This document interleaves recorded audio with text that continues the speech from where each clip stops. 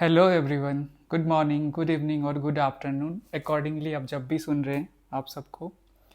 Understand UPSC में आपका स्वागत है। करेंटली का ये 9 सितंबर का एपिसोड है एंड 3 सेगमेंट जो हम डेली करते हैं along with the answer writing जिसे मैं रिव्यू करता हूँ, और वो डायमेंशन फैक्ट्री का एक्सटेंडेड पार्ट है और उसके लिए डेडिकेटेड ग्रुप है। आप लोगों को पता है या नहीं पता है तो इस आइकन पे आप टैप कर सकते हो, तो आप डायरेक्टली उस ग्रुप पे चले जाओगे, या हमारा जो ये वीडियो का डिस्क्रिप्शन है उसमें आप क्लिक कर सकते हो। जो सेकेंड लिंक है ना उस पर क्लिक करने पे आप डायरेक्टली उस ग्रुप को ज्वाइन कर लोगे एंड बिटवीन 7 to 9 PM आप डेली अपने आंसर सबमिट कर सकते हो।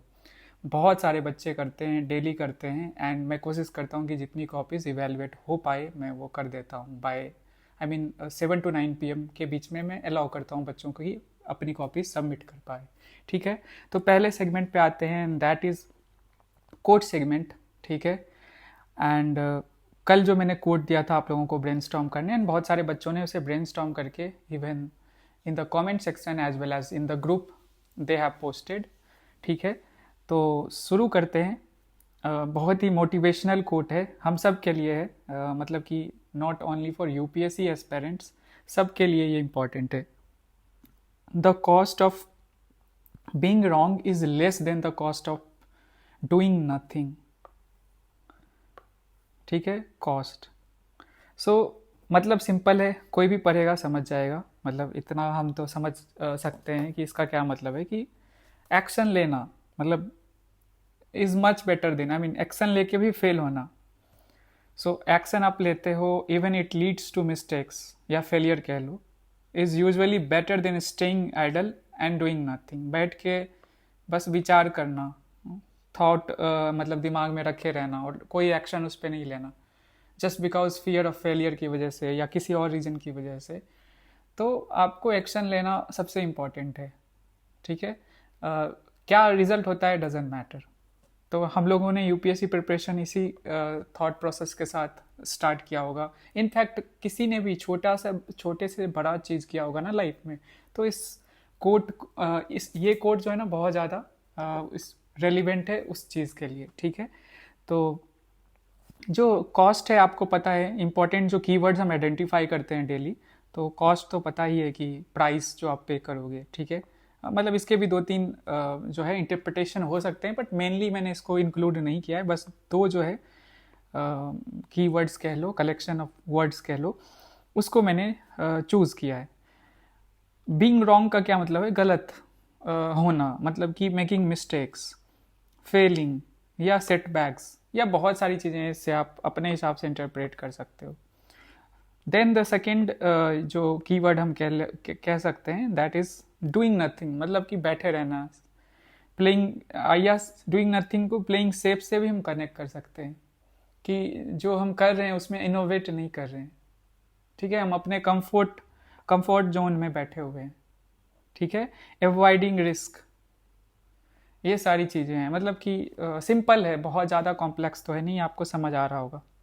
और रियल लाइफ एग्जाम्पल्स हैं इस ऐसे कोड के लिए ना, बहुत ज़्यादा आपके पास एग्जाम्पल्स ऐसे होंगे ना, होंगे तो बहुत डाइवर्स एग्जाम्पल्स, बट ऐसे होंगे ना जो घिसे पिटे जो यूज होते रहे हैं 10-15 ईयर्स में, हर एक के कॉपी में, मेंस के कॉपी में आपको दिख जाएंगे। तो कोशिश करना थोड़ा इनोवेट करने के लिए, क्योंकि ये सारी चीज़ें मैक्सिमम बच्चे लिख ही देंगे। अगर जस्ट सपोज ये कोड जो है ना मीन्स 2024 के पेपर का है, मतलब कि एसए पेपर का है, तो most of the students will write generic points लिखेंगे, बट जहाँ आप एग्जाम्पल्स या डायमेंशन क्रिएट करने में अपनी एबिलिटी दिखाओगे, अच्छे से दिखाओगे, तो वहाँ आपको अच्छे मार्क्स मिलने के चांसेस हैं। जैसे बहुत सारे एग्जाम्पल्स सिंपल वाले लोग हैं, इलन मस्क वाला लेगा कोई कोई मतलब कि इंडियन फ्रीडम स्ट्रगल में खास करके गांधी जी का जो पूरा मूवमेंट रहा है, उन्होंने लीड किया है, उसको लेगा। तो आई वुड सजेस्ट कि थोड़ा सा और ब्यूटीफुल या इनोवेटिव या करंट ओरिएंटेड एग्जांपल्स जनरेट कर पाओ तो और बेटर होगा, ताकि थोड़ा सा एज ले पाओ दूसरों के मुकाबले। ठीक है, वैसे हीरो नहीं बनना है, मतलब उन एग्जाम्पल्स को भी यूज़ करो, मतलब ऐसा ना एग्जाम्पल यूज़ कर लेना नयापन के चक्कर में, इनोवेट करने के चक्कर में, कि रेलिवेंसी ना हो उस एग्जाम्पल की। ठीक है, तो जैसे यूपीआई है, तो गवर्नमेंट ने बहुत सारे ई गवर्नेंस पोर्टल जो है ना गवर्नमेंट ने बनाए थे, फेल हुई थी। मतलब 2000 अर्ली 2000 में पता होगा आपको कि आईटी एक्ट आ गया था 2000 का ही आईटी एक्ट है। उसके बाद ई गवर्नेंस को लेकर चीज़ें की गई, बहुत फेलियर्स हुए, एंड देन केम यूपीआई, जो कि अभी एक ग्लोबल मतलब कि टॉपिक बन चुका है जिस पर डिस्कशन हो रहा है इसके सक्सेस को लेकर, ठीक है, इन इंडिया ने किया है। देन वी हैव कोविड-19 वैक्सीन डेवलपमेंट। ये वैसे मुझे तो थोड़ा जेनरिक ही लग रहा है, बट अगेन करंट का है तो इसीलिए आई हैव इंक्लूडेड दिस, ठीक है। तो मल्टीपल फेलियर्स होते हैं एक वैक्सीन को बनाने में, एंड देन सक्सीड हुए, एंड मतलब कि करोड़ों लोगों को वैक्सीन पहुंची, and they are safe now. Then we have the third example is polio eradication drive, जो कि इंडिया में हुआ था। सॉरी, अगर देखो तो पूरे दुनिया में हुआ, पाकिस्तान और अफगानिस्तान में ये अभी भी है, but I think if I am not wrong पूरे दुनिया में पोलियो इरेडिकेट हो चुका है ऑलमोस्ट, मतलब एक्सेप्ट दीज फ्यू कंट्रीज, मतलब वहाँ पे ख़त्म हो चुका है। बट इंडिया में बहुत बड़ा टास्क था, और मैं इसको सब पोस्ट इंडिपेंडेंस ना इंडिया ने बहुत सारी चीज़ें अचीव करी हैं, उसमें से ये पोलियो इरेडिकेशन ड्राइव है ना, और उसमें community participation grass root level पे, उसका सबसे अच्छा एग्जाम्पल मुझे लगता है, और ये बहुत अंडररेटेड है, जिस पे ज़्यादा बात नहीं होती है। मतलब कि नैरेटिव इस पे ऐसा है कि लोग ज़्यादा इस पे बात नहीं करते, मुझे ये एग्जाम्पल मैंने बहुत कोट करे अपने मेंस के आंसर्स में, ओके।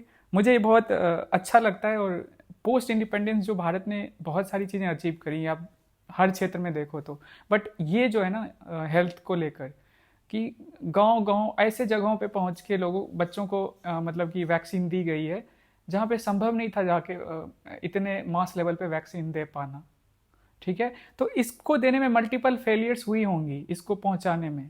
ऐसा नहीं कि 2014 में डायरेक्ट इरेडिकेट हो गया भारत में, ऐसा नहीं है। इससे पहले भी मल्टीपल, मतलब कि 90 से लेके 2000 पूरा जो डेकेड है, मतलब कि 2000 से 2010 के बीच में, या इवन 14 तक देख लो, 14 तक, तो ये पूरा बहुत सारे फेलियर्स हुए होंगे, बट इवेंचुअली सक्सेसफुल हुए, ठीक है। सो यही है आपका कोड। अब इसका मल्टीपल इंटरप्रिटेशन आप अपने हिसाब से निकालो, आप एक और कीवर्ड ऐड कर सकते हो, या दूसरा भी कोई कीवर्ड आप या अगर इसमें से आइडेंटिफाई करो, it is up to you, हाँ ठीक है। तो यही आपके लिए आज के लिए कल का जो कोट है, all ideas having large consequences are always simple. ये भी CSM 2024 का है। All ideas having large consequences are always simple. अब ये भी बहुत सिंपल है, मतलब कि इसको कोई भी समझ गया होगा, बट वही है, अब इसको ब्रेक करो, एसेंस निकालो, and then real life examples, थोड़ा इनोवेटिव लाना। और एक चीज़ और आप लोगों से कहूँगा, अभी अब हम ना पूरा एस्से नहीं लिख रहे हैं, हम क्या कर रहे हैं, एस्से को बस ब्रेक कर रहे हैं। एक डेली प्रैक्टिस 4-5 मिनट का हम कर रहे हैं इससे रिलेटेड। तो मैं ये कहूँगा कि आप लोग ना लिखते जाओ अपने पेज पे, कहीं कलेक्ट करते जाओ, एंड जब हम फुल फ्लेज्ड ऐसे लिखेंगे ना, तब इन कीवर्ड्स को जैसे आइडेंटिफाई करके मल्टीपल इंटरप्रिटेशन दे रहे हो ना। अब ये जो मल्टीपल इंटरप्रिटेशन है, जैसे कि डूइंग नथिंग को हमने क्या बोला, staying in comfort zone, avoiding risk, या प्लेइंग सेफ।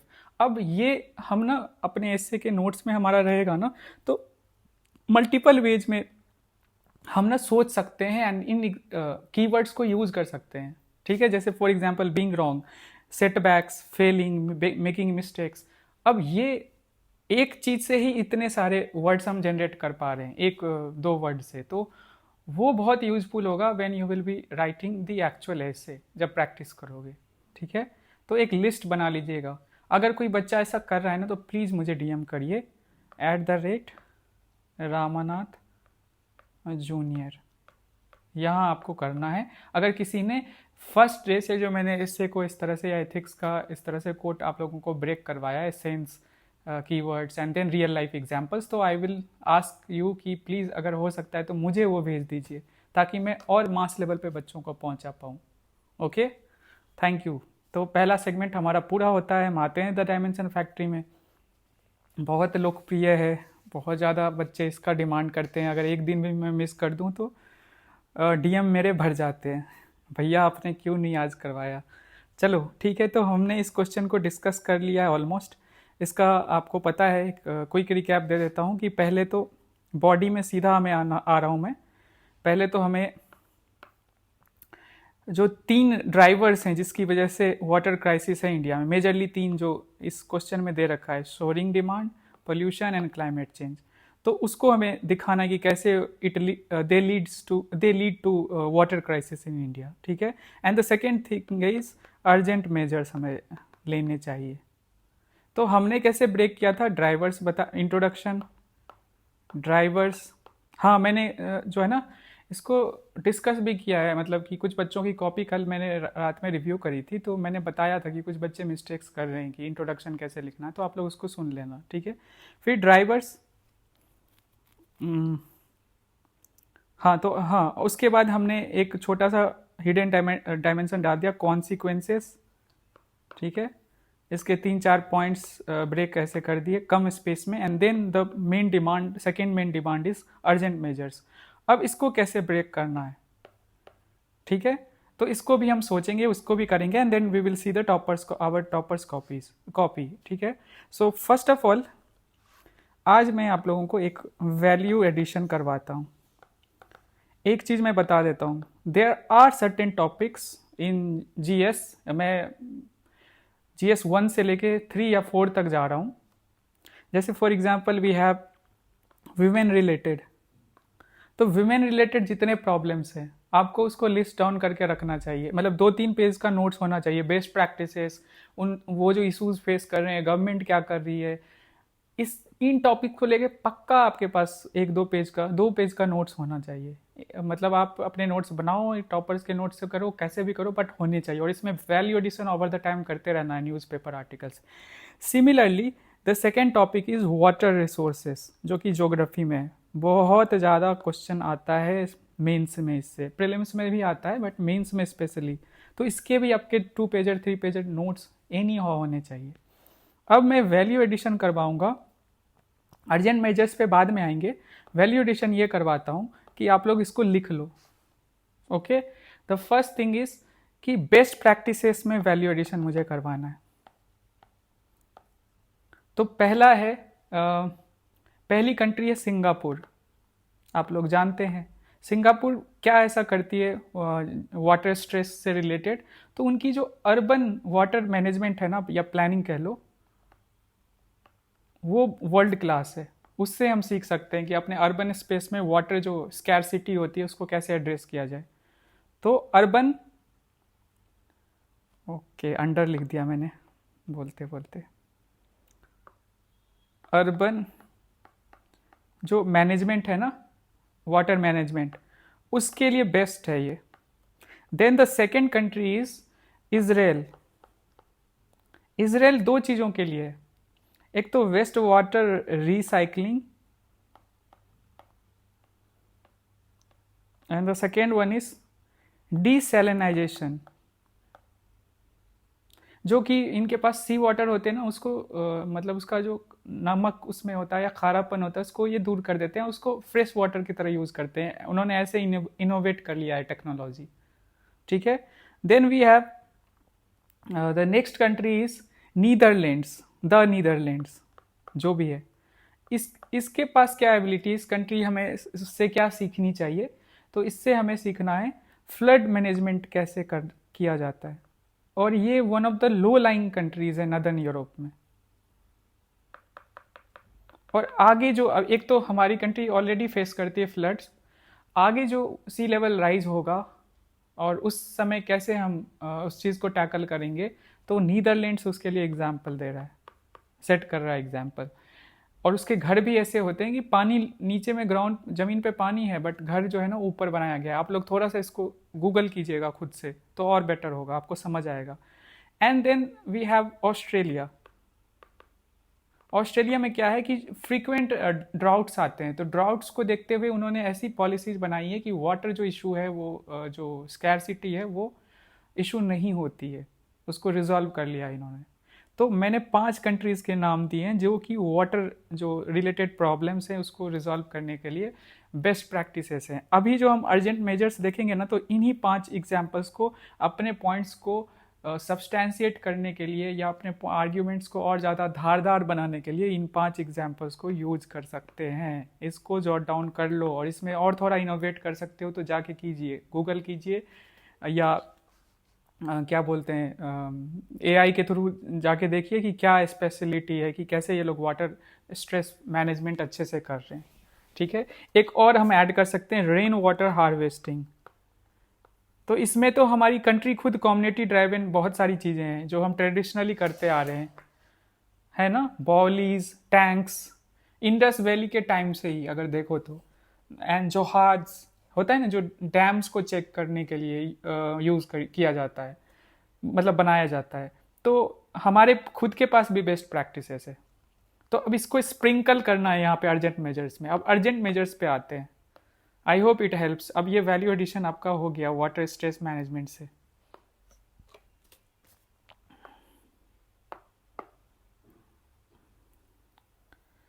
अब मैं आता हूँ,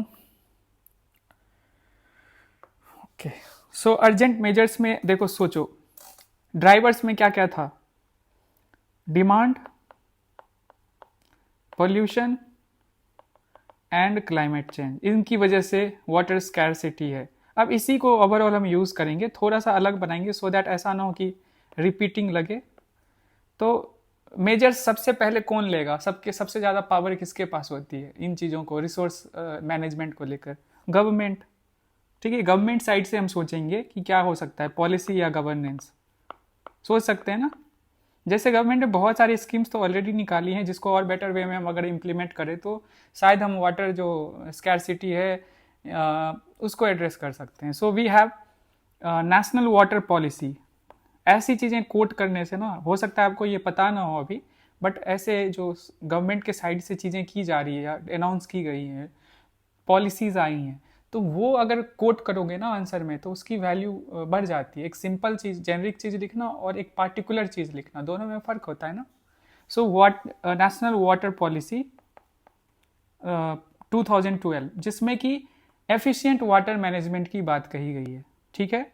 देन वी हैव जल शक्ति अभियान, या कौन सा है, हर जल जीवन मिशन, जिसमें टैप वाटर जो है ना हर हाउस होल्ड तक पहुंचाने का टारगेट है, जिसमें बहुत हद तक सक्सेसफुल भी मिल गया है।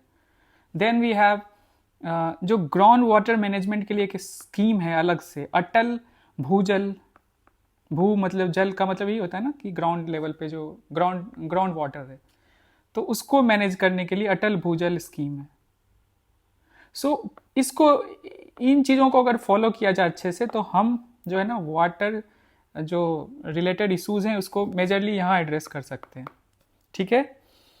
फिर पॉल्यूशन की बात कही गई, पॉल्यूशन कंट्रोल की बात कही गई। तो पॉल्यूशन कंट्रोल को भी हम एक सब पॉइंट बना सकते हैं इसके अंदर। जैसे हम इसमें भी मल्टीपल पॉइंट जनरेट कर सकते हैं, जैसे सीवेज ट्रीटमेंट जो है ना, इसको हम स्ट्रेंथन कर सकते हैं।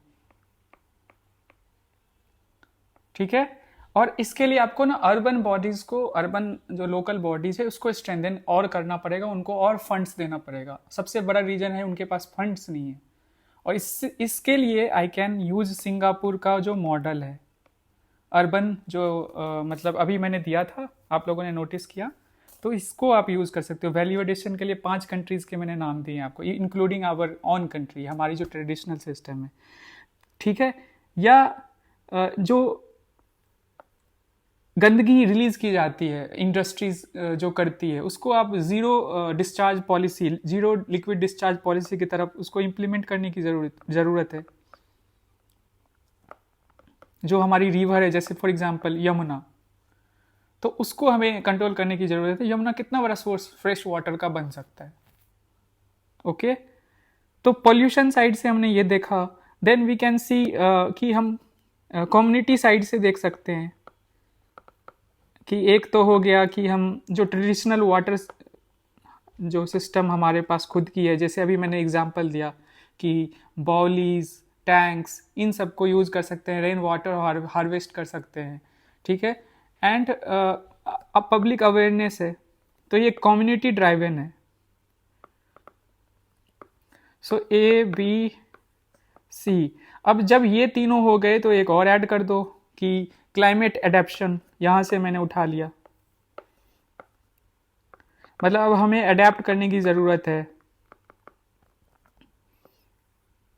अब इसी में एक पॉइंट मैंने एग्रीकल्चर साइड से डायमेंशन दे दिया इसी में क्लाइमेट एडेप्शन में। जैसे कि हम क्या कर सकते हैं एग्रीकल्चर में, क्या कर सकते हैं जो रेजिलियंट है ना, क्लाइमेट रेजिलियंट क्रॉप्स की तरफ बढ़ सकते हैं। जैसे for example we have millets, इसको हम कितना ज़्यादा श्री अन्न बोला है, कितना ज़्यादा प्रमोट किया जा रहा है हमारे गवर्नमेंट के साइड से कि जो ग्राउंड वाटर बहुत ज़्यादा एक्सेसिवली जो है ना मतलब एक्सट्रैक्ट किया जाता है खास करके north western region of India में। तो उसके लिए एक सॉल्यूशन ये है, या डाइवर्सिफिकेशन ऑफ क्रॉप्स।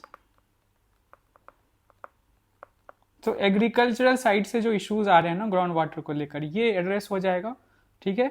देन पर ड्रॉप मोर क्रॉप, ये भी है ना गवर्नमेंट साइड से, ये भी एक स्कीम है आई थिंक, सिंचाई योजना जो है, पीएम सिंचाई योजना।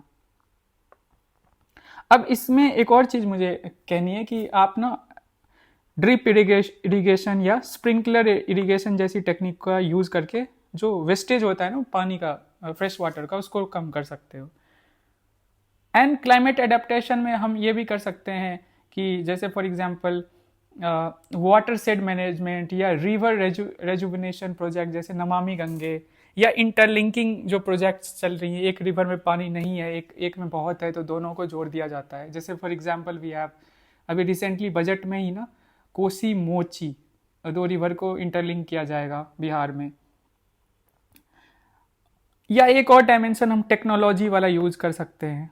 यहाँ पे हम इसराइल का जो एग्जाम्पल है बहुत अच्छे से यूज़ करेंगे कि कैसे वो टेक्नोलॉजी को यूज़ करके जो डीसैलिनाइजेशन है उसके तरफ बढ़ रही है। अब मतलब कि सी वाटर को भी यूज़ किया जा रहा है for the purpose of daily use, ठीक है।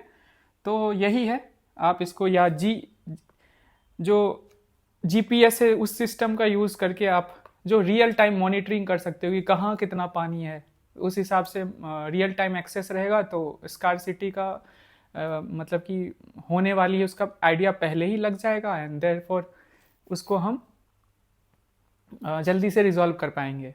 ऐसा ना हो कि हमें पता होती ही नहीं, एकदम से पानी खत्म एंड देन हम हाहाकार मचता है कि हम तब डिसीजन लेते हैं। पहले से ही पता रहेगा तो जल्दी हम स्विफ्ट डिसीजन लेंगे या कंजर्व करेंगे, ये भी हो सकता है ना। तो ओवरऑल यही है, आप इसको अपने हिसाब से लिखो। मैंने एक ओवरऑल ब्रॉड आइडिया दे दिया। एंड सबसे खूबसूरत बात है कि जो 5 कंट्रीज़ का जो बेस्ट एग्जाम्पल्स यूज़ किया ना, ड्राउट्स के लिए अलग, अर्बन जो वाटर सिस्टम को कैसे अच्छे से मैनेज किया जा सकता है उसके लिए अलग, देन आई हैव गिवन कि डीसैलिनाइजेशन के लिए कैसे हम कर सकते हैं, या फ्लड आ गई है, ठीक है, तो उसको उसमें हम कैसे रह सकते हैं। वैसे यहाँ पे स्कैरसिटी से रिलेटेड ज़्यादा तो नहीं है, but again I will say कि कभी ना कहीं पानी से रिलेटेड तो है ही ना, या अर्बन फ्लडिंग वाला क्वेश्चन आएगा तो वहाँ पे आप ये नीदरलैंड वाला एग्जाम्पल यूज़ कर सकते हो अच्छे से। Okay, so that's it. हाँ, मैम की कॉपी देख लेते हैं। मैम ने मेजर्स जो सेकेंड मेजर डिमांड है उसको कैसे एड्रेस किया।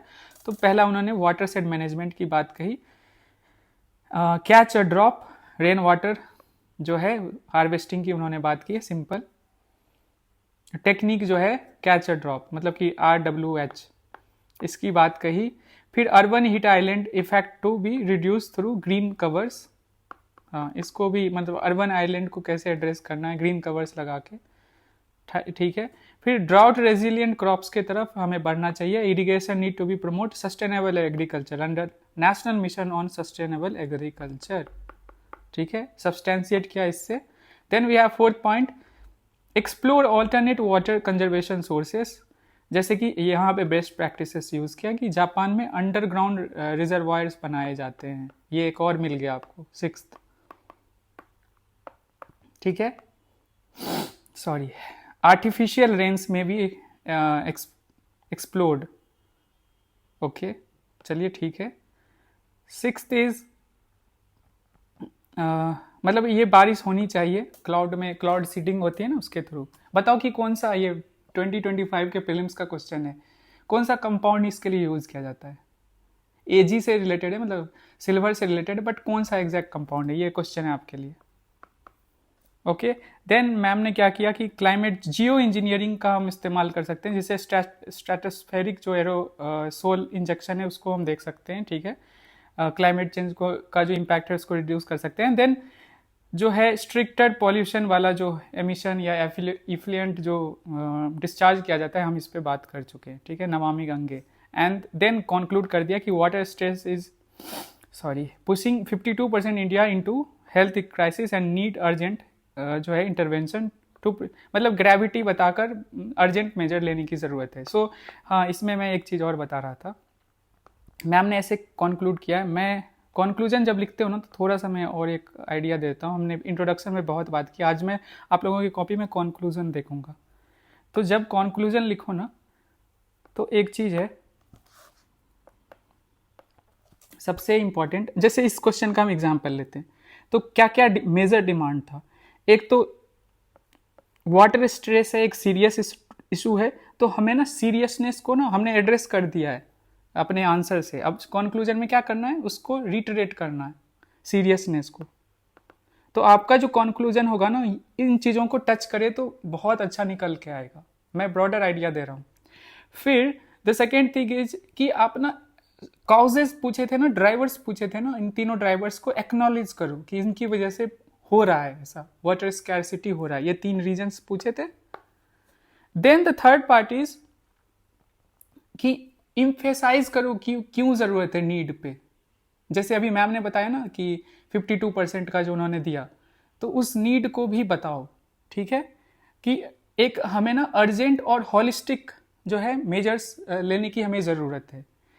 And then the fourth party, यहां पे थोड़ा ध्यान देना, क्या कि हम ना, आपने देखा होगा कि कंक्लूजन में एक लार्जर गोल से कनेक्ट करते हैं किसी भी चीज़ को, कि विकसित भारत 2047 या SDG 6 यहाँ पे हो सकता है, तो उससे कनेक्ट कर दीजिए लार्जर गोल से। मतलब कि एक फ्यूचरिस्टिक हो गया ना, फॉरवर्ड लुकिंग, मतलब कि हमारा अप्रोच होना चाहिए कंक्लूजन में, and then connecting it with the larger goal. Larger goal क्या, SDG है या विकसित भारत है या बहुत सारी चीज़ें हैं, ये स्वच्छ भारत मिशन या स्मार्ट सिटीज़, किसी से भी आप कनेक्ट कर सकते हैं। तो कोशिश करना है कि इन मेजर चीज़ों को कंक्लूजन में आप टच कर दो। वैसे बहुत कम समय होता है, स्पेस होता है, बट कोशिश करना है कि छोटे सेंटेंसेस में कैसे इन सारी चीज़ों को मैं इंक्लूड कर लूँ, बहुत बड़ा ना हो, सिंपल वर्ड्स में कम समय में ये सारी चीज़ें हो जाए, ठीक है। सो दैट्स इट, ये आज का हो गया डिस्कशन। आप लोग अपनी कॉपीज सबमिट कर देना। आते हैं आज के आर्टिकल्स पे। सो स्टार्ट करते हैं। पहला आर्टिकल है India and Qatar likely to finalize terms of reference. इसको समझेंगे, ये प्रीलिम्स के लिए इंपॉर्टेंट है। क्या होता है terms of reference before full जो FTA साइन की जाती है ना, बिफोर दैट, तो ये हम देखेंगे, समझेंगे कतर कहाँ है, क्या इंपॉर्टेंस है कतर की, एंड GCC क्या है, मतलब कि प्रीलिम्स के PYQ को भी सॉल्व करेंगे। 5 PYQs मैं डेली करवाऊंगा। And you just think about it कि अभी मैंने ये 5 PYQ सितंबर में स्टार्ट किया, अक्टूबर में, नवंबर में, दिसंबर में। So you guys have just think about कि 4 महीने में हम अगर 5-5 PYQ डेली लगाते हैं तो इस हिसाब से कितने PYQ होंगे, 150 एक महीने का, एंड 4 महीने का 600, मतलब 6 ईयर का पेपर तो मैं इस कोर्स के थ्रू या इस इनिशिएटिव के थ्रू ही मैं कंप्लीट कर रहा हूँ। That two is free and with in 35-40 minutes. मतलब कि क्या यूज़ है इसका, मतलब मैं ज़्यादा इस पर बोलता नहीं हूँ, बट अगेन कितनी चीज़ें we are trying to give you. And also बहुत सारे बच्चों के मन में डाउट है कि क्या मंथली मैगजीन आएगी, ये सारी चीज़ें पूछते हैं। तो यार अगर हमने रिस्पॉन्सिबिलिटी ली है ना आपके करंट अफेयर्स की, तो हम पूरी कोशिश करेंगे कि आपको होलिस्टिक वे में चीज़ें कवर कराई जाए, ठीक है, इतना आप समझ लो। तो अगर आपने भरोसा किया है तो हम भी आपको वही देंगे जो आपको ज़रूरत है, जो कि आपके एग्ज़ाम के लिए इम्पोर्टेंट है, ठीक है। क्लियरली मैं ये कह रहा हूँ। सो आगे देखिए क्या क्या होता है, बट मैं अभी आप लोगों को जितना बेस्ट पॉसिबल दे सकता हूँ ना दे रहा हूँ। अगर ज़रूरत पड़ी उन चीज़ों को तो उनको भी इंट्रोड्यूस करेगा। अभी मैं इस पर कोई कमेंट नहीं करूँगा, and I don't want you guys कि उससे आप लोग स्पैम कर दो कमेंट सेक्शन में, ठीक है। बस मैं यही कह रहा हूँ कि अगर आप लोगों ने भरोसा किया तो आपके भरोसे पे खरा उतरने की पूरी कोशिश की जाएगी। ये इंडिकेशन है किसी चीज़ के लिए, ठीक है। तो मतलब मैं ये कह रहा था कि 600 बस प्रीवियस ईयर प्रीलिम्स के क्वेश्चन ही हो गए। एक तरफ मेंस की प्रिपरेशन साथ साथ चल ही रही है, वैल्यू एडिशन हो रही है, ऐसे की चीज़ें हो रही है, मतलब एंड देन पीपल से कि 4-5 आर्टिकल्स में सर प्रीलिम्स की प्रिपरेशन डेली कवर करने से हो जाएगा, तो मैं सिंपली कहूँगा कि देखो एक वीक में ना न्यूज़ बार बार रिपीट होती है, तो हमें ना हर न्यूज़ की बेसिक्स को समझना है, हम नहीं उसमें हमें प्रोफेसर नहीं बनना। यूपीएससी का यही है ना कि किसी भी चीज़ में बेस्ट नहीं बनो, सब में थोड़ा थोड़ा जानो, एंड वही एग्ज़ाम क्लियर कराता है, पीएचडी नहीं करनी है। तो 4-5 न्यूज़ जो है ना उसी में आप देखोगे कि कई बार ये रिपीट होगा। अब जैसे फॉर एग्जांपल वी हैव ये बायलेटरल जो इन्वेस्टमेंट ट्रीटी साइन हुई है, या कतर के साथ इंडिया एफटीए साइन करने वाला है, तो अब ये न्यूज़ में चलता रहेगा और रिपीट होता रहेगा अब टिल ये हो ना जाए कंप्लीट। जैसे कतर वाला है कंप्लीट ना हो जाए अक्टूबर में, तो हम ना बेसिक समझ लेंगे क्या है कतर, क्या इंपॉर्टेंस है उसकी इंडिया के लिए, और कतर से रिलेटेड कोई ऑर्गेनाइजेशन है, ये सारी चीज़ें समझ लेंगे, हो गया। अब क्या पूरी हर एक दिन आएगा तो क्या हमें हर एक दिन कतर को मतलब समझना चाहिए, उसको हर दिन उसको कवर करना चाहिए? नहीं, एक बार किया हो गया, दैट्स इट। तो वीकली बेसिस पे हर चीज़ मल्टीपल टाइम्स रिपीट होता है, तो हम उन्हीं चीज़ों को पकड़ेंगे जो कि हम एक बार या 2 बार मैक्सिमम करें, ठीक है? तो आपका पूरा न्यूज़ सब कुछ कवर होगा, साइंस में, इंटरनेशनल रिलेशन में, आपका एनवायरनमेंट में, पॉलिटी, और जो मतलब कि इकोनॉमिक्स है वो तो हो ही रहा है, ठीक है? तीसरा आर्टिकल है central panel gives nod to assess impact of rock phosphate mine on bustard habitat. हमारे लिए ये इंपॉर्टेंट है, ग्रेट इंडियन बस्टर्ड। इसको हम समझने की कोशिश करेंगे, क्या है, क्या इश्यूज हैं, इसका जो मतलब कि जो IUCN स्टेटस है उसको देखेंगे, वाइल्ड लाइफ प्रोटेक्शन एक्ट का स्टेटस देखेंगे, हैबिटेट इसका क्या है, ये सारी चीज़ें समझेंगे, एंड प्रीलिम्स से रिलेटेड एक क्वेश्चन भी करेंगे इससे। Then we have shot against tumour, तो एक बहुत बड़ी अचीवमेंट कह सकते हैं मेडिकल साइंस में कि कैंसर के अगेंस्ट मैसेंजर RNA उसका वैक्सीन डेवलप करने का दावा किया है रशिया ने। तो इसको समझेंगे कि क्या होता है मैसेंजर RNA, कैसे वो इंजेक्ट किया जाता है बॉडी में, और कैसे पूरा प्रोसेस की that can lead to you know treatment, मतलब कि पूरा क्योर हो जाए, उसको हम देखेंगे। And then we have mains enrichment article, जो मेंस के लिए स्पेशली डालता हूँ, और ये आपको ग्रुप में भी मैंने डाला कि कैसे हम इसको यूज़ कर सकते हैं। जो रिसेंटली जेनजी किड्स ने नेपाल में जो मतलब कह सकते हो कि वो तो सिविल डिसोबीडियंस मूवमेंट है, बट प्रोटेस्ट जो वो कर रहे हैं against ban of multiple social media जो प्लेटफॉर्म्स को बैन किया गया नेपाल गवर्नमेंट के द्वारा, तो उसको भी देखेंगे कैसे इस रिसेंट एग्जाम्पल्स को मतलब इंटरनेशनल रेलिवेंस वाले एग्जाम्पल को हम यूज़ कर सकते हैं अपने आंसर्स में, and toppers do that beautifully. Start करते हैं हम।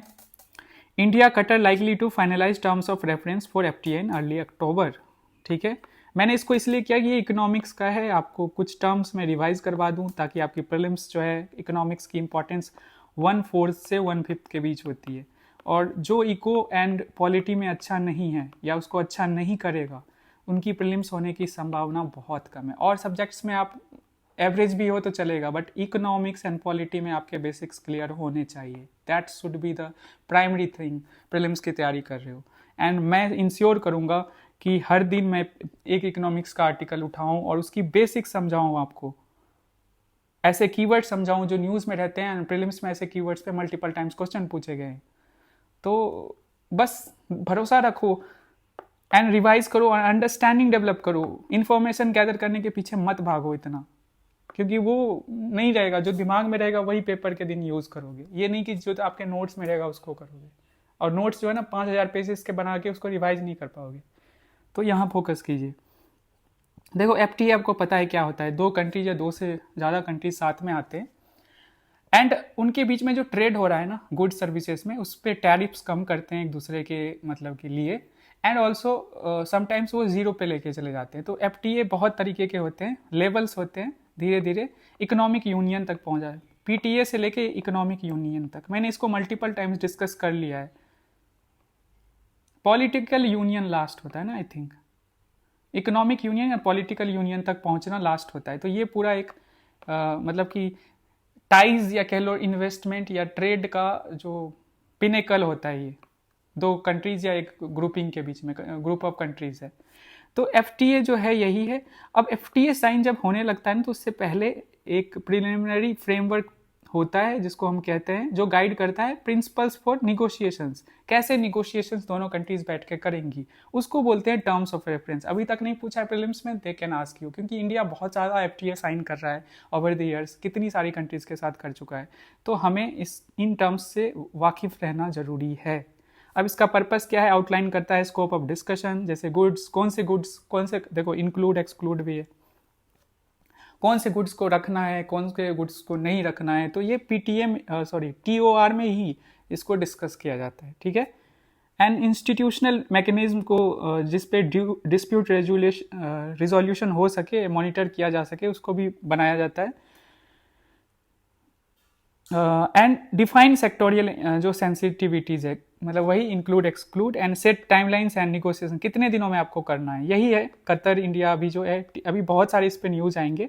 एंड इसको लेकर the possibility of comprehensive economic partnership agreement cepa with Doha was first announced in Feb during the एमिड जो है कतर के वो आए थे, तो ये अनाउंस किया गया था और डिसाइड किया गया था कि इंडिया का जो ट्रेड है ना बाय 2030 इसको डबल किया जाएगा बिटवीन इंडिया एंड कतर, ठीक है। तो यही है। एंड कटर की पोजीशन देखते हैं हमारे लिए क्या इंपॉर्टेंस है, एंड ग्लोबल लेवल पे भी देखेंगे। तो मेजर एक्सपोर्टर है LNG एंड LPG का। तो मुझे बताना है, क्वेश्चन नंबर 2 है कि LNG में सबसे इंपॉर्टेंट कंपोनेंट कौन सा है, LNG एंड LPG में, ठीक है, आपको बताना है। One of the world's leading suppliers of liquefied natural gas, also significant export दोनों का है, ठीक है। एंड इंडिया को ये पेट्रोकेमिकल्स, एल्युमिनियम, यस इंडिया एक मेजर प्रोड्यूसर है, फिर भी इंडिया इंपोर्ट करती है मलेशिया, कटर से एल्युमिनियम एंड रिलेटेड प्रोडक्ट्स। और इंडिया एनर्जी सिक्योरिटी के पर्सपेक्टिव से देखें, इंडिया ये भी चाह रहा है कि एनर्जी मिक्स में गैस, जो नेचुरल गैस है उसकी जो वेटेज है वो बढ़े, वो कम है, स्टैग्नेंट है, आई थिंक 8% के आसपास है, एक बार आप लोगों के डेटा देख लेना। तो इंडिया चाहता है कि इसको 15% के मतलब डबल करे, तो उसके लिए कटर बहुत इंपॉर्टेंट है इंडिया के लिए, ठीक है। अब देखते हैं कतर, ये बायलेटरल ट्रेड की पोजीशन क्या है इंडिया का। तो 2024-2025 में देखो तो इंडिया इतना एक्सपोर्ट कर रहा है बस, और कतर से हम इतना बिलियन इंपोर्ट कर रहे हैं, स्पेशली LNG एंड LPG, ये तो होगा ही, हमें बढ़ाना है, ये ट्रेड डेफिसिट को हमें कम करना है, हमें ज़्यादा एक्सपोर्ट करना है, ठीक है। एंड दोहा अकाउंट्स जो है ना 1.22% ऑफ इंडियाज टोटल ट्रेड। इसी आर्टिकल में है कि जो नॉर्थ अमेरिका है ना, including USA, 11.4% of India's overall trade जो है कंट्रीब्यूट करता है। बस ये इन्फॉर्मेशन है, थोड़ा देख लीजिए, याद रहेगा नहीं रहेगा कोई बात नहीं, पर एक आइडिया होना चाहिए, सब कॉन्शियस माइंड में ये जाना चाहिए। अब हम देखते हैं कतर की पोजीशन, ये रहा कतर पर्शियन गल्फ में, कल हम रेड सी बात कर रहे थे, आज पर्शियन गल्फ, ठीक है। हाँ, एक चीज़ मुझे बतानी थी कि मैंने IJ को इंक्लूड किया था, इसराइल एंड जॉर्डन को, तो वो एक्सटेंडेड था, डायरेक्ट नहीं था, ठीक है। इसको आप गल्फ ऑफ अकावा जो है ना, इसको हम एक्सपेक्ट कर सकते हैं ना कि रेड सी में ये ओपन होता है, तो इसके थ्रू ना एक्सेस है इसराइल के पास और जॉर्डन के पास कि वो रेड सी में पहुंच सकता है। वैसे मेनली जो कंपोनेंट्स कंट्रीज हैं वो डेस से जो मैंने बताया था वही हैं, ठीक है।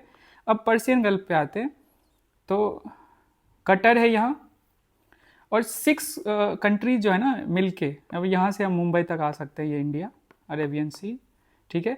तो 6 कंट्रीज जो है ना, उन्होंने मिलके बनाया एक इकोनॉमिक या कह लो पॉलिटिकल ग्रुपिंग है, gulf corporation council.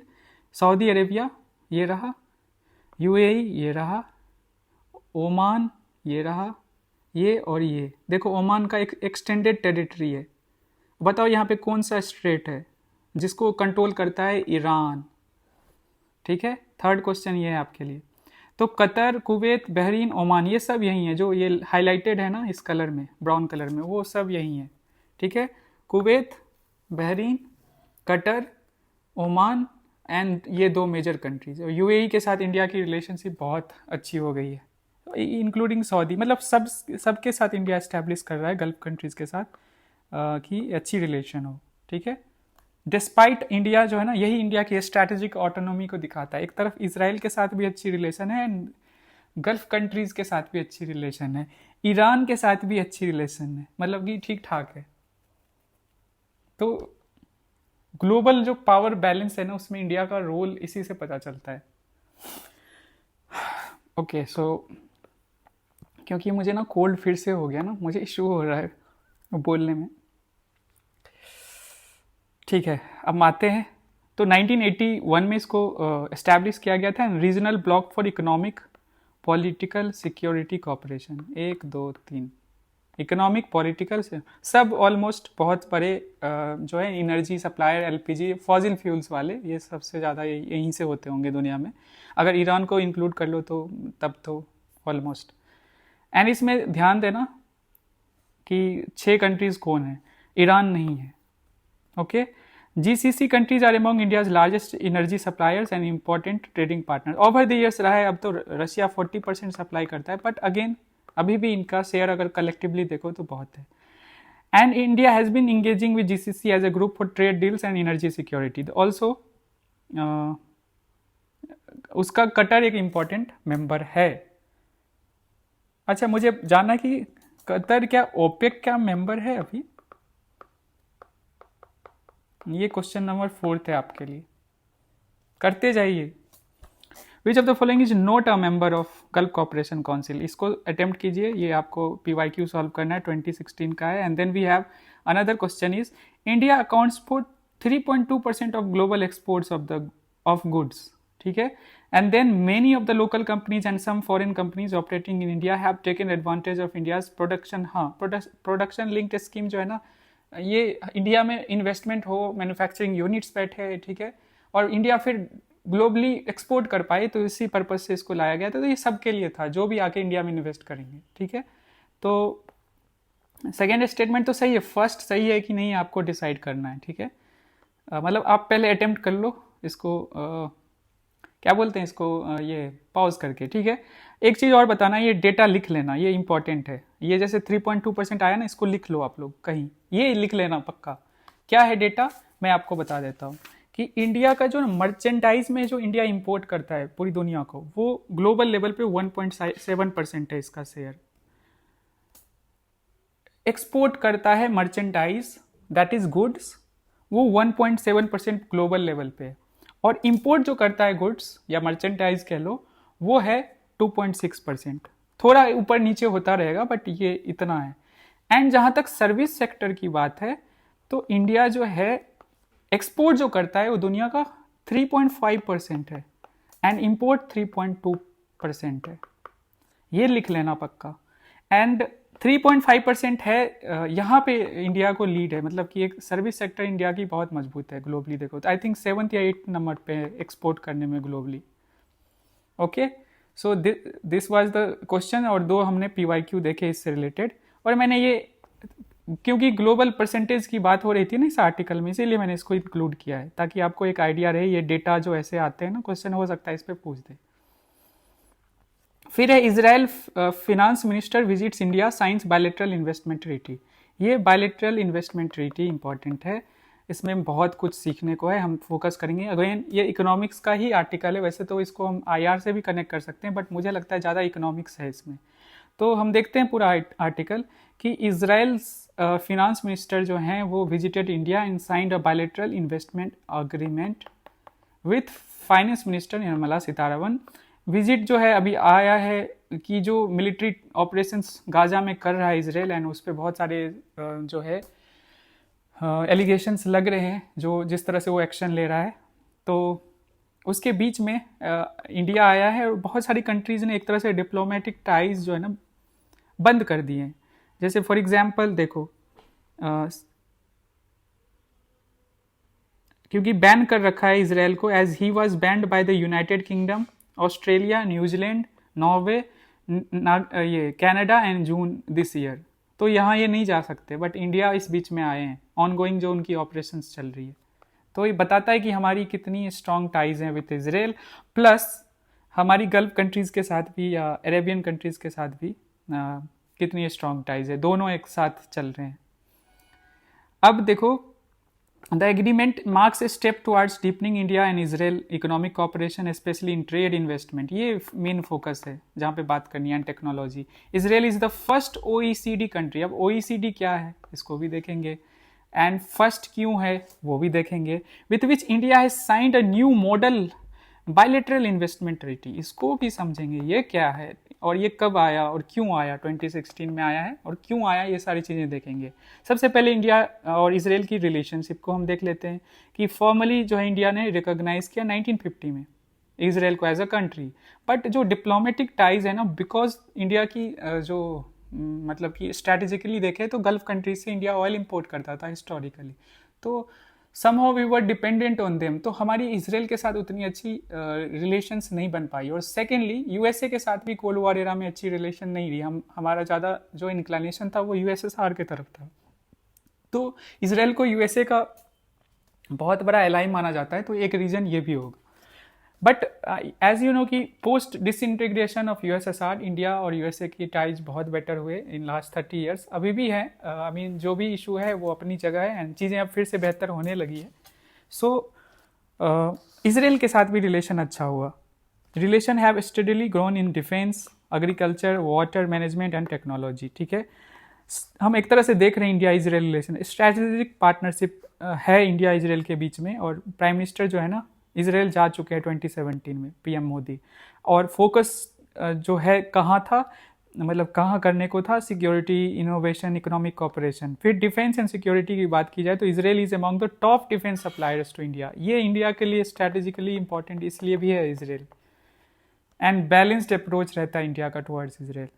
Missiles, UAVs, radar system Israel के पास, मतलब कि अत्याधुनिक मतलब कि जो डिफेंस कह सकते हैं इक्विपमेंट्स हैं उनके पास। फिर joint projects including बैराक 8 missile system. ठीक है, इंडिया और इसराइल के बीच में जो ये मिसाइल सिस्टम है, ओके एक बार इसको आप लोग रीचेक कर लेना। ठीक है, मुझे जहाँ तक याद है यही है, बट एक बार रीचेक कर लेना कि ये इसराइल से ही हमने खरीदा है ना।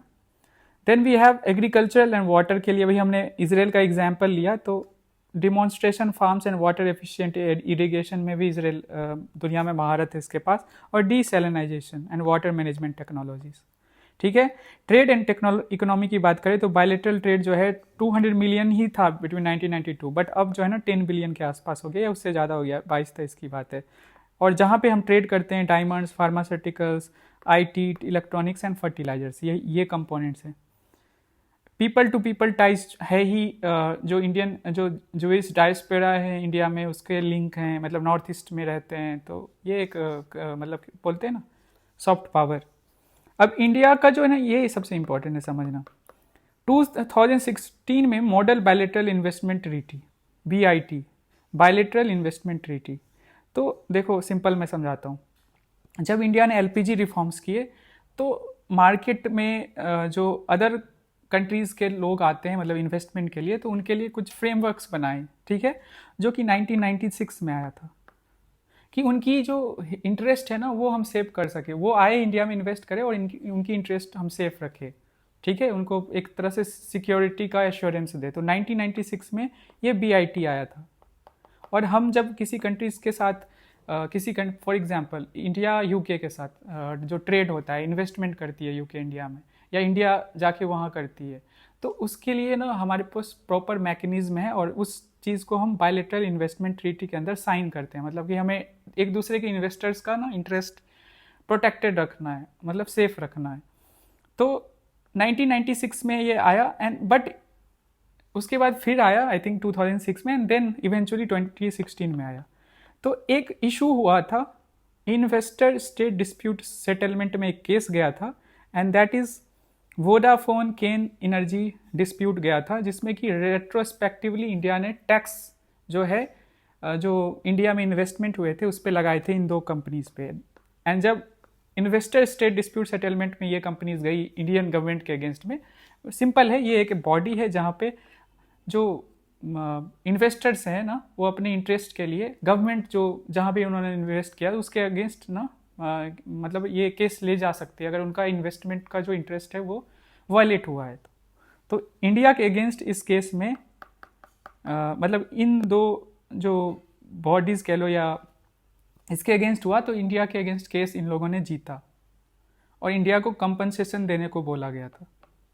तो यहाँ पे इंडिया की थोड़ी सी जो गरिमा है कह लो, इन इस सेंस में कि इंडिया ऐसा कंट्री है जहाँ पे इन्वेस्टर सेफ नहीं है, उनके अगेंस्ट ऐसे लॉज लाए जाते हैं कि जबरन उनसे पैसे लिए जाते हैं। तो उसी चीज़ को देखते हुए, और ये केस 2014 का है या 12-14 का, आई थिंक इस पीरियड का है, आई थिंक मनमोहन सिंह की जब गवर्नमेंट थी।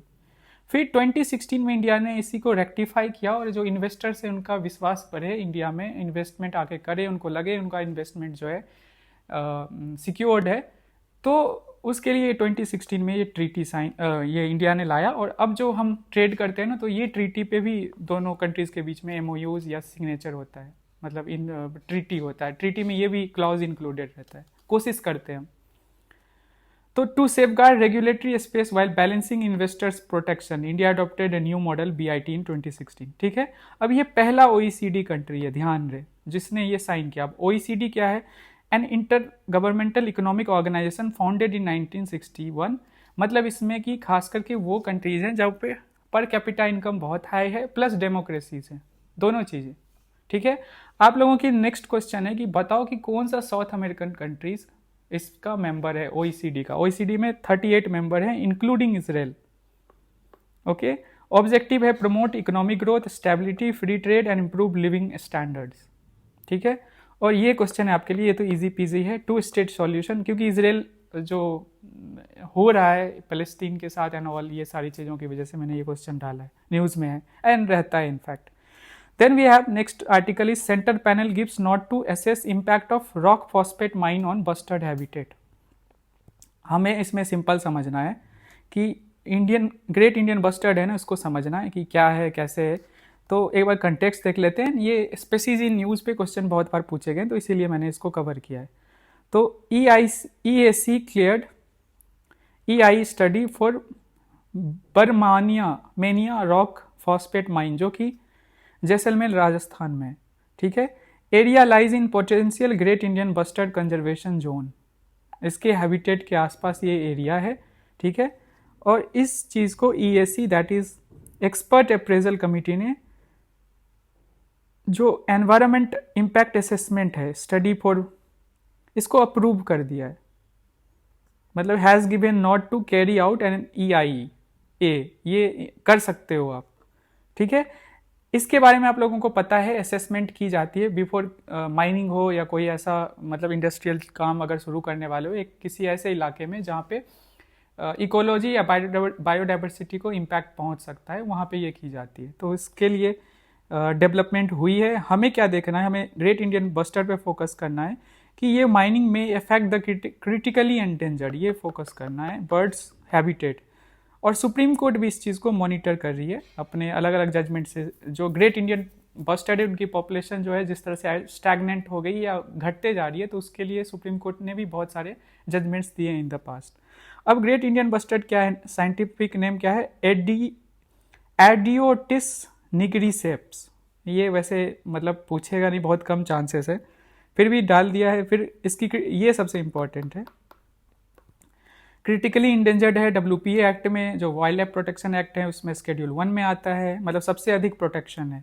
एंड देन साइट्स में भी अपेंडिक्स 1, यहाँ भी प्रोटेक्शन, ट्रेड नहीं करना है, इससे रिलेटेड बैन है। तो पॉपुलेशन क्या है इनकी, 150 से भी कम है। And mostly Rajasthan and Gujarat का जो एरिड या सेमी एरिड रीजन है ना, ग्रासलैंड ऑफ राजस्थान गुजरात, वहाँ आपको ये दिखेंगे। ठीक है, देन वी हैव थ्रेट्स, क्या है इसका, हैबिटेट लॉस होता है सबसे पहले। एंड सबसे ज़्यादा इनको लॉस होता है पावर लाइंस, जो मतलब कि बिजली के तारों पे ये बैठते हैं, मतलब इनकी साइज़ बहुत हैवी होती है, तो उनसे ज़्यादा सबसे ज़्यादा इनकी डेथ होती है। देन माइनिंग या इंफ्रास्ट्रक्चर या पाउचिंग भी होती है, मतलब लोग इसको मार के खाते भी हैं, खास करके पाकिस्तान में। तो अब कंजर्वेशन के लिए मल्टीपल एफर्ट्स जो लगाए गए, जैसे सुप्रीम कोर्ट के ऑर्डर्स की भी बात की गई, bustard recovery programme on underground power lines, breeding centre, ये सुप्रीम कोर्ट का ऑर्डर है कि अंडरग्राउंड पावर लाइंस आपको बिछानी चाहिए इन इलाकों में जहाँ पे इनकी हैबिटेट है। ब्रीडिंग सेंटर्स भी बनाए गए इन जैसलमेर एंड कच्छ। तो यही हमें जानना था बेसिक। अब इस क्वेश्चन को आप अटेम्प्ट कीजिए। यहाँ पे बस इंडेंजर्ड पूछा है, ध्यान देना, और ये क्रिटिकली इंडेंजर्ड है। अभी ये क्वेश्चन 12 में आया था और इसमें बहुत सारे ऐसे स्पेसीज हैं जिनके स्टेटस बदल गए होंगे, मतलब कि 13-14 साल हो गया। तो आप देख लीजिए कौन सा ऑप्शन सबसे अप्रोप्रिएट लग रहा है। हो सकता है कि सारे ऑप्शंस गलत ना हो क्योंकि अभी के टाइम के, बट 2012 के अकॉर्डिंग ये इसका सही आंसर आई थिंक सी होना चाहिए, ठीक है। PYQ में इसीलिए मैंने इसको डाला। Then we have the next article, shot against tumour. ये बहुत ही ज़्यादा ही न्यूज़ में रहने वाली जो है आर्टिकल होने वाली है। जितने भी टेस्ट देने वाले हो आप प्रीलिम्स के लिए आगे 2026 अटेम्प्ट के लिए, ये क्वेश्चन आपको पक्का आना है। यूपीएससी पूछेगा नहीं पूछेगा वो अदर थिंग है। जितने भी टेस्ट दोगे प्रीलिम्स के लिए ये सबसे प्रोमिनेंट क्वेश्चन होगा, ठीक है। लेट अस सी। इसको आप मेनली प्रीलिम्स पर्सपेक्टिव से देख सकते हो, या मैंने इसमें GS2 हेल्थ में जो इनोवेशन हो रहा है कैंसर जैसे डेडली डिजीज के लिए, तो इसको हम देख सकते हैं। एंड देन GS3 में जो साइंस एंड टेक या बायोटेक्नोलॉजी में इनोवेशंस के थ्रू हम जो है और ज़्यादा डेडली डिजीज को जो क्योर कर सकते हैं उसके पर्सपेक्टिव से इसको देख सकते हैं। सो कंटेक्स्ट क्या है कि रशियन साइंटिस्ट अनाउंस, इसका नाम है Enteromix, cancer vaccine using mRNA technology. तो ये वैक्सीन कैसे बन रहा है? mRNA टेक्नोलॉजी से इसको डेवलप किया गया है, which reportedly showing 100% efficacy, okay, in early trials. जो अर्ली ट्रायल्स हुए ना उसमें 100% एफिकेसी देखी गई। तो it has shown promises in shrinking tumours, ठीक है। ट्यूमर्स जो होते हैं इसको श्रिंक करता है ये, स्पेशली कोलोरेक्टल, मतलब कि कोलोन और रेक्टम जो कैंसर होता है ना उसमें जो ट्यूमर्स होते हैं उसको ट्रीट करने में सबसे ज़्यादा इफेक्टिव इसको देखा गया है। Further vaccines are in the pipelines for skin से रिलेटेड जो कैंसर है, ब्रेन से रिलेटेड जो कैंसर है उसके लिए भी ये लोग काम कर रहे हैं और इधर की ओर डेवलप करना चाह रहे हैं। हाउएवर इस स्टडी में ये आया है कि experts cautions against calling it a breakthrough stance. क्यों? मतलब इसको ब्रेक थ्रू नहीं मानना चाहिए क्योंकि बहुत कम लोगों पे ये 50 वॉलंटियर्स पे ये आजमाया गया and results are yet to be publish, भी नहीं हुआ है। जो पीयर रिव्यू के लिए रिजल्ट रिलीज किया जाता है वो भी अभी नहीं हुआ। एक तो कम लोगों पे, दूसरा ये। तो the article highlights both the promises and the limitation of mRNA based cancer research while also noting that the COVID-19 pandemic accelerated global interest in, आपको पता है कोविड में mRNA वैक्सीन डेवलप किया गया था और इस पे यूपीएससी ने प्रीलिम्स में एक क्वेश्चन भी पूछा है 2022 में कि क्या सीरम इंस्टीट्यूट ने जो कोविशील्ड डेवलप किया था वो mRNA प्लेटफॉर्म, मतलब mRNA टेक्नोलॉजी का यूज किया गया था क्या? ये क्वेश्चन है। सो लेट अस सी क्या है ये mRNA वैक्सीन, इसको हम देख लेते हैं। डेफिनेशन है कि M मतलब messenger RNA vaccine use as a synthetic mRNA sequence that instructs human cells to produce a protein. तो आपके अंदर ये इंड्यूस किया जाता है एंड आपके हर एक सेल को इतना इंपावर करती है कि उसको एक मैसेज देती है, ठीक है। मैसेंजर का मतलब क्या? मैसेज देती है। RNA मतलब कि सेल के अंदर ये डेवलप होती है एंड एक प्रोटीन बनाती है। प्रोटीन क्या है? एंटीजन है, मतलब कि जो वायरस आएगा ना आपके सेल पे अटैक करेगा ना तो उसके अगेंस्ट ये प्रोटीन डेवलप करती है सो दैट उस वायरस को आप ख़त्म कर दो, मतलब आपकी सेल ख़त्म कर दे, ठीक है। विच ट्रिगर्स एन इम्यून रिस्पॉन्स, ठीक है। और अच्छे से समझते हैं हाउ दे वर्क। तो mRNA is introduce into the body, sales produce the target protein. अब देखो हमें वैक्सीन दे दिया गया, मतलब डोज दे दिया गया, तो हमारे सेल्स जो है ना जब ये एक्टिव होता है, हाँ एक मिनट, तो mRNA इंट्रोड्यूस हमारी बॉडी में किया जाता है तो sales produce the target protein like spike protein in Covid vaccines और ट्यूमर रिलेटेड प्रोटीन्स। तो सेल में एक टारगेट प्रोटीन जो है वो डेवलप होता है या प्रोड्यूस होता है। फिर इम्यून सिस्टम जो है ना रिकॉग्नाइज करता है फॉरेन जो मतलब कि हमारे बॉडी में जो फॉरेन सब्सटेंस आ गया and produces antibodies and activate T cells. आपको पता है B cell T cell WBC में होता है टू काउंटर जो हमारी बॉडी में जो पैथोजेंस आते हैं, इसको एक्टिवेट कर देता है, ठीक है। And provide protection if the real pathogen और कैंसरस सेल्स अपीयर। तो ये पूरा इसका मैकेनिज्म है, कैसे है हमारे बॉडी में गया मतलब वैक्सीन, देन मैसेज हर सेल को जाएगा, प्रोड्यूस करेगा एक प्रोटीन जो कि बॉडी में आएगा, जो पैथोजन उसको वो टारगेट कर पाएगा, ठीक है। Advantages and limitations mRNA vaccine की देख लो। Faster development compare to traditional जो वैक्सीन बनते हैं उससे बहुत जल्दी ये बनता है, जैसे कोविड के टाइम में बना था। कैन बी पर्सनलाइज्ड, ये सबसे खास बात है कि आपके प्रॉब्लम्स के अकॉर्डिंग, इंडिविजुअल प्रॉब्लम्स के अकॉर्डिंग ये वैक्सीन डेवलप की जा सकती है, ठीक है। No risk of infection since no live virus, इसमें लाइव वायरस को नहीं डाला जाता है। अब ट्रेडिशनल वैक्सीन में लाइव वायरस को डाला जाता है तो रिस्क नहीं है कि इसका कोई रिपरकशंस हो। लिमिटेशंस में क्या है कि स्ट्रिंजेंट स्टोरेज कंडीशन चाहिए, cold chain, then long term safety and efficacy चाहिए against cancer, still uncertain, and expensive and complex manufacturing. ये 3 है। ये क्वेश्चन है आपका, आप सॉल्व करना है आपको। This is the 5th question of the day, 2022 में आया है। बट थोड़ा सा यहाँ पे आपको एक्सटर्नल इन्फॉर्मेशन चाहिए जिसकी वजह से क्वेश्चन सॉल्व करना मुश्किल है। तो आई कैन ओनली से कि फर्स्ट स्टेटमेंट जो है ना जो है वो गलत है। रीजन बिंग की mRNA वैक्सीन नहीं था कोविशील्ड जो सीरम ने डेवलप किया था, दैट वाज वायरल वेक्टर जो मतलब प्लेटफॉर्म से उसको यूज किया गया था टू डेवलप। और ये 2 स्पुतनिक एंड कोवैक्सीन वाला सही है, inactivated pathogen based vaccine, and दूसरा vaccine is manufacturing using vector based platform. एक बार मैं सारे क्वेश्चंस जो अभी तक हुए ना उसके आंसर्स बता देता हूँ। पहला का ए होगा, दूसरा का डी होगा, तीसरा का बी होगा, एंड चौथा का सी होगा, एंड 5th का मैंने बता ही दिया, दैट इज बी होगा 2 एंड 3, एंड 4th का सी अभी डिस्प्यूटेड है। इसको आप अपने हिसाब से देख लेना कि अभी प्रेजेंट में क्या इसका स्टेटस है। बस मैं ये दिखाने के लिए कोशिश कर रहा हूँ कि प्रीवियस ईयर में Indian great Indian bustard news में जो क्रिटिकली इंडेंजर्ड रहते हैं ना, वो न्यूज़ में अगर हैं तो उस पर क्वेश्चन बनते हैं। The last article is of the day is mains enrichment वाला जो हो रहा है नेपाल में। कंटेक्स्ट दे देता हूँ। नेपाल में क्या है कि सोशल मीडिया प्लेटफॉर्म को बैन करना चाह रही है सरकार, मतलब बैन कर दी है। उसमें खास करके जो अमेरिकन कंपनीज़ है, जो जायंट कंपनीज़ हैं जैसे फेसबुक, यूट्यूब, ये सारी चीज़, गूगल, यूट्यूब, इनको तो इसी के अगेंस्ट जो जेनजी किड्स हैं ना उन्होंने स्टार्ट कर दिया है प्रोटेस्ट। एंड इस प्रोटेस्ट में मोर देन 16 बच्चे जो है ना, बच्चे कह लो या प्रोटेस्टर कह लो, वो मारे गए हैं।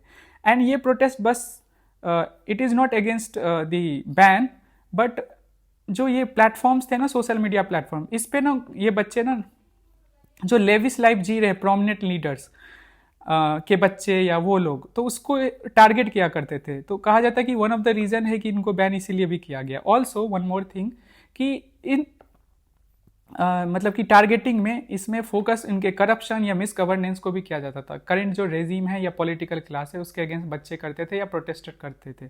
तो यही है, आप इसको कैसे यूज़ करोगे, क्योंकि टॉपर्स अपनी कॉपीज़ में यूज़ करते हैं, एंड मैंने ग्रुप पे भी इसे डाल दिया था।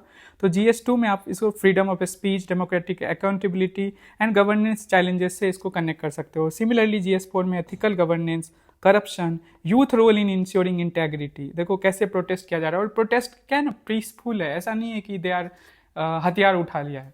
तो सिविल डिसोबीडियंस का फॉलो किया जा रहा है। And then PSIR optional, and sociology optional में भी इसको आप कनेक्ट कर सकते हो। लेजिटमेसी से देख सकते हो, या जो सिविल सोसाइटी है उसका इन्वॉल्वमेंट है, जो लीड कर रहे हैं मूवमेंट अगेंस्ट दी गवर्नमेंट, ठीक है। एंड देन सोशियोलॉजी में youth movement, social ideas and agent, ऐसे इसको देख सकते हो। ये आप लोग और अच्छे से देख लीजिएगा।